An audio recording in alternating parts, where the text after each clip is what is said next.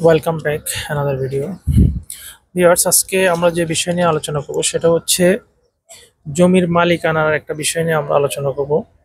সেটা হচ্ছে, মনে করেন আপনি উত্তরাধিকার সূত্রে কোনো সম্পত্তির মালিক, তো সেখানে দেখা যাচ্ছে যে ওয়ারিশ সনদ জাল তৈরি করে অথবা ডুপ্লিকেট তৈরি করে নামজারি করে সেটি একটি বন্টন দলিল মূলে কোনো একজনকে বাদ দিয়ে সেখানে প্রতারণা করে সেই জমিটি ভাগ বন্টন করে নেওয়া হয়।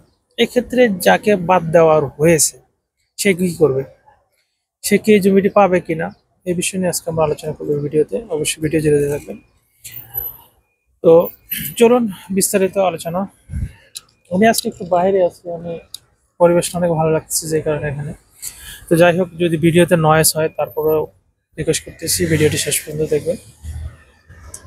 তো বিষয়টা হচ্ছে এমন যে কোনো অংশীদারকে যদি বাদ দেওয়া হয়, ধরুন আপনার একটা সম্পত্তির উপর তার ওয়ারিশ হিসেবে তারা 5 জন মালিক উত্তরাধিকার সূত্রে, কিন্তু দেখা যাচ্ছে সেখানে 4 জনকে ওয়ারিশ সনদ তৈরি করে 4 জনে বন্টন করে নিয়ে নিচ্ছে সেই সম্পত্তিটি। বা এমনও দেখা যায় যে সেটি ভাগ বন্টন করার আগেই সেটি অন্যথা কোনো একজন বিক্রি করে দেয়।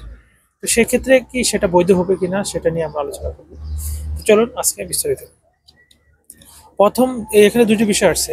তো প্রথম যে বিষয়টা আমি তুলে ধরলাম যে অংশীদারের মধ্যে কোনো একজন যদি বাদ পড়ে যায়, সেক্ষেত্রে সে কিন্তু এই যে ভাগ বন্টন করছে, নামজারি করছে, তারপরে ওয়ারিশ সনদ তৈরি করছে বা বাটোয়ারা দলিল তৈরি করছে, এই যে এত কিছু প্রসেস করছে, তার একটি মামলার কারণে সবকিছুই শেষ হয়ে যাবে। সে যদি এসিলেন অফিসে যে এটা দরখাস্ত করে, সেই মামলা দায়ের করে বাতিলের, যে নামজারি অথবা এই যে আপনার ওয়ারিশ সনদ এগুলো যে ডুপ্লিকেট করছে, এটা যদি একটা মামলা দায়ের করে দেওয়ানি আদালতেও মামলা দায়ের করতে পারবে। এগুলো যদি করে অনায়াসে কিন্তু আপনার এই যে প্রসেসগুলো করছে সেগুলো কিন্তু সবকিছু বাতিল হয়ে যাবে, আবার শুরু থেকে শুরু করতে হবে। অর্থাৎ যাকে আপনি বাদ দিয়ে, আপনি ওয়ারিশ সনদ থেকে বাদ দিয়ে আপনি এগুলো করছেন, তাকে ইনক্লুড করে আবার পুনরায় এগুলোকে করতে হবে। এটার জন্য একটা সুযোগ তার থাকে থাকে মানে থাকবেই 100%, যে আপনাদের ওয়ারিশের মধ্যে কোনো একজন যদি বাদ পড়া যায়, সেক্ষেত্রে তার এখানে মামলা করার সুযোগ রয়েছে দেওয়ানি আদালতে বা এসএলএন অফিসে। আপনার এই নাম জারি করছে এগুলো বাতিলের আবেদন করতে পারেন। এর জন্য কিছু প্রসেস রয়েছে, আপনি গিয়ে সরাসরি আলোচনা করলে প্রসেসগুলো সম্পর্কে আপনারা আইডিয়া পেয়ে যাবেন।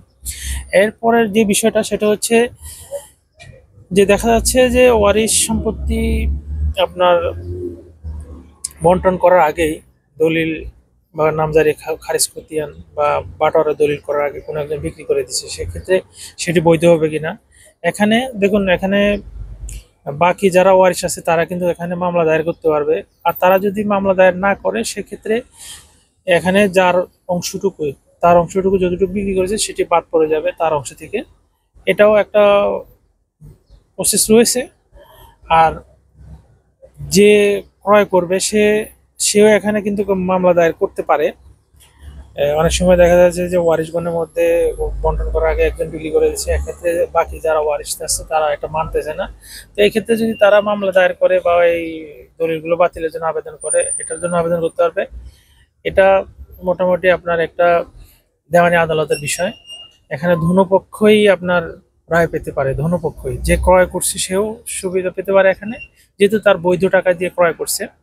এবং যে বিক্রি করছে তার তো এখানে কোনো অধিকারই থাকবে না সে জমির, মানে জমিনের যেই অংশীদার সেটা তো সে চাইতে পারবে না। আর যারা বাকি যে অংশীদার রয়েছে তারা এখানে মামলা দায়ের করতে পারবে।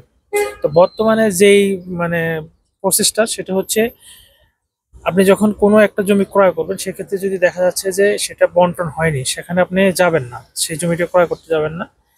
অবশ্যই বন্টন করার পরেই সেই জমিটি ক্রয় করবেন, না হলে এখানে যেই সমস্যাগুলো এখানে দেখা যাচ্ছে মামলার, এখানে ধনপক্ষের সুবিধা রয়েছে, ধনপক্ষে এখানে মামলা দায়ের করতে হবে। তো জমি ক্রয় করে আপনি মামলা চালাবেন না জমি ক্রয় করবেন, এগুলো আসলে না করে শুরুতেই আপনি যা কিছু করার করে নেবেন, যাচাই করে আপনি সেই জমি যদি ক্রয় করার মতন হয়ে থাকে সেটি ক্রয় করবেন, না হলে সেখান থেকে সরে আসবেন। এগুলো ভেজালে না গিয়ে যদি জমির বন্টন হয়ে থাকে, সেক্ষেত্রে সেই বন্টন দলিল মূলে আপনারা চাইলে জমিগুলো ক্রয় করতে পারবেন। এবং পাশাপাশি যে খারিজ খতিয়ান, অর্থাৎ পত্তন, যেটা মানে নতুন করে যেই নামভুক্ত করা হয় খারিজ খতিয়ানে, সেটা যদি কমপ্লিট হয় তারপরে আপনি জমিটি ক্রয় করবেন।